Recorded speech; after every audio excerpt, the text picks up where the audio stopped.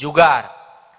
જુગાર પણ એક પ્રકારનું વ્યસન ગણાવેલું છે, માટે જુગાર પણ રમવો નહીં. વિદુરજીએ ધૃતરાષ્ટ્ર પ્રત્યે કહેલું છે, દ્યુતમે તત્ પુરા કલ્પે દૃષ્ટમ વૈરકરમ નૃણામ તસ્માદ દ્યુતમ ન સેવેત હાસ્યાર્થમપી બુદ્ધિમાન. હાસ્યાર્થમપી બુદ્ધિમાન. આ દ્યુત છે ને એ મનુષ્યોની અંદર પરસ્પર વેર કરાવનારું પહેલેથી જોવામાં આવેલું છે એમ. એટલે માણસોની વચ્ચે વેર કરાવનારું છે, માટે બુદ્ધિમાન પુરુષોએ ક્યારેય પણ હાસ્યાર્થમ અપી ગમત માટે ખાલી એમ જ રમવા માટે પણ જુગટની રમત રમવી જોઈએ નહીં. વિદુર નીતિની અંદર ના કહેલી છે. અને એનું પ્રમાણ આપણે જાણીએ છીએ કે પાંડવો બધી રીતે બરાબર હતા, ભગવાનના ભગત હતા, સુખી હતા, પણ એક વખત ખાલી જુગટું એટલે કે દ્યુત રમ્યાને એને કારણે એને કેવડું મોટું દુઃખ આવી પડ્યો છે.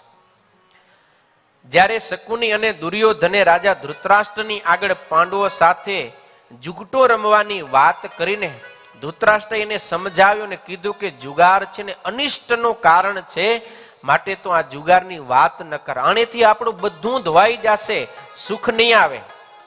પણ દુર્યોધન માનવા તૈયાર ન થયો. દુર્યોધને કીધું કે જો તમે મને રજા નહીં આપો તો હું મરી જઈશ. મરી જવાની ધમકી આપી અને ધૃતરાષ્ટ્ર છે એ પુત્ર મોહની અંદર અંધ હતો, એટલે આ ક્યાંય મરી ન જાય મારો દીકરો, એના ડરથી એને જુગટું રમવાની રજા આપી. અને એ સભાની અંદર એ વખતે વિદુરજી હતા, પિતામહ ભીષ્મ હતા, દ્રોણાચાર્ય, કૃપાચાર્ય બધા હતા. બધાએ ના પાડી. અરે વિદુરજી તો વિરોધ પણ કર્યો, પણ છતાંય પણ માન્યા નહીં અને આમંત્રણ મૂક્યું છે હસ્તિનાપુર, અને પાંડવોએ પણ એ આમંત્રણનો સ્વીકાર કર્યો. પાંડવો યુધિષ્ઠિર રાજા હરેક કાર્ય શ્રી કૃષ્ણને પૂછીને કરતા, પણ આ વખતે એને શ્રી કૃષ્ણની સાથે પરામર્શ ન કર્યો અને પૂછ્યા વિના આ પગલું ભર્યું. દ્યુત રમ્યા અને એ જુગારને કારણે બુદ્ધિ બગડી અને પોતાની ધર્મપત્ની દ્રૌપદીને એને એ જુગારની અંદર બેહારી અને એને પણ હારી ગયા. પરિણામ શું આવ્યું કે 12 વર્ષનો વનવાસ અને 13મા વર્ષનો અજ્ઞાતવાસ. અને નારાયણ ભટ્ટ નામના લેખક જેણે વેણી સંહાર નામનો નાટક લખ્યું છે, એની અંદર એમણે લખ્યું કે પાંડવો બધી રીતે સમર્થ હતા, પણ એમની પોતાની પત્ની પાંચાલી દ્રૌપદીને ભરી સભાની અંદર નિર્વસ્ત્ર થતી જોવી પડી છે. એમને ઈ પાંડવોને શિકારીના વેશની અંદર ગુપ્ત વાસ ભોગવવો પડ્યો છે. 12 વર્ષ સુધી વનની અંદર ઠોકર ખાવી પડી છે. આટલું બધું દુઃખ ભોગવવું પડ્યું, એનું કારણ શું? તો અહીંયા કને નારાયણ ભટ્ટ લખે છે કે એ લોકો એટલે કે પાંડવોએ ઋગ્વેદના 10મા મંડળનો 34મા સૂત્રનો 13મો મંત્ર, કયો મંત્ર છે? અક્ષયહિ મા દિવ્ય, એટલે કે જુગાર ન રમવો જોઈએ. આ વેદની આજ્ઞાનું ઉલ્લંઘન કર્યો છે. વેદની આજ્ઞાનો લોપ કર્યો, એના પરિણામ સ્વરૂપે પાંડવોના જીવનની અંદર આટલું દુઃખ આવ્યું. બાકી પાંડવોને દુઃખ નથી આવ્યું, ભગવાનનો આશરો ને ભગવાનનું શરણું હતું. જે કઈ દુઃખ આવે છે એ ભગવાનની આજ્ઞા લોપવે કરીને આવે છે, એ વાત પુરવાર થાય છે અહીંયા. માટે ક્યારે પણ જુગટુની રમત રમવી જોઈએ નહીં. અને આજે એ જે જુગટ છે ને, આ દ્યુત જુગાર અનેક પ્રકારે રમાય. જેમ ડ્રગ્સ પણ અનેક પ્રકારે છે ને, એમ જુગાર પણ અનેક રીતે રમાય. જુગાર આવે, પછી રેસ થાય ને, આજે રેસ લાગે, એ પણ એક પ્રકારનો જુગાર છે. પછી વરલી મટકા, એ કઈક મુંબઈમાં જ ક્યાંક છે, હું આજે ગોત્યું પણ મને કઈ બહુ ઇન્ફોર્મેશન મળી નહીં. તને ખબર હિરેન? વરલી મટકા આવી રીતનો જુગાર છે. પછી સટ્ટો આવે, શું નંબર ઉપર હોય, અચ્છા વરલી મટકા. પછી સટ્ટો, પછી લોટરી, પછી અમેરિકન ફીચર, બિંગો, કેસિનો, આ બધી પ્રકારના જુગાર છે. આ માયલો કોઈ પણ જુગાર ક્યારે રમવો જોઈએ નહીં. એટલે સટ્ટાબાજી કરતા હોય ને એ જુગારી કહેવાય. એ ક્યારે કરવું નહીં, એને કારણે વિનાશ થાય છે. કારણ કે શાસ્ત્રમાં કીધું મધ્યેન યાદવા નષ્ટા દ્યુતેન પાંડવા. પાંડવો આખા દ્યુતને કારણે હારી ગયા છે, પોતાનું આખું રાજ્ય. માટે ક્યારે પણ દ્યુત ક્રીડા કહેતા જુગાર રમવો જોઈએ નહીં. અને આજે તો જુગારનો એટલો બધો જોર ચાલ્યો છે ને, ન્યુજર્સીના એટલાન્ટિક સિટીની અંદર 17 એકરની અંદર તાજમહાલ નામનું આધુનિક જુગારખાનું ખોલાયું છે. ઘણા વર્ષો ચાલે છે. એની અંદર મિરાજ, ફ્લેમિંગો આ બધા જુગારખાના છે. એની અંદર માણસો એ બધા રમવા માટે જાય, જુગાર રમવા, અને આધુનિક સુવિધાઓ બધી. અને કેટલાના ખર્ચે તૈયાર થયું? 650 કરોડના ખર્ચે. 650 કરોડના ખર્ચે એ જુગારખાનું તૈયાર થયું ને દુનિયાભરના બધા જુગારીઓ ત્યાં કને રમવા માટે જાય. અને એ શહેરની અંદર વર્ષે 1,10,00,000 સહેલાણીઓ આવે છે જુગાર રમવા. કેટલા? 1,10,00,000 માણસો જુગાર રમવા જાય. એમાંથી 70% લોકો જુગાર રમવા માટે આ કસીનો જે કહેવાય ને, આ કયો તાજમહેલ, એની અંદર જાય.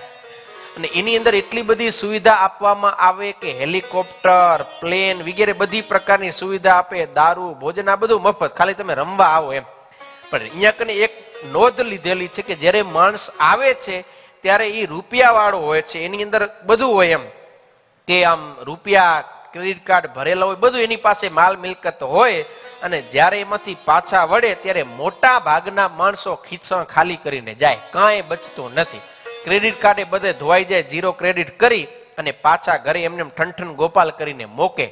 આવા કેટલાય માણસો ત્યાં કને રમવા માટે જાય છે અને પોતાની જિંદગીની કમાયેલી કમાણીને ત્યાં કને ફૂદરડા ફેરવીને ફેંકી નાખે છે, કાંઈ કામનું નહીં.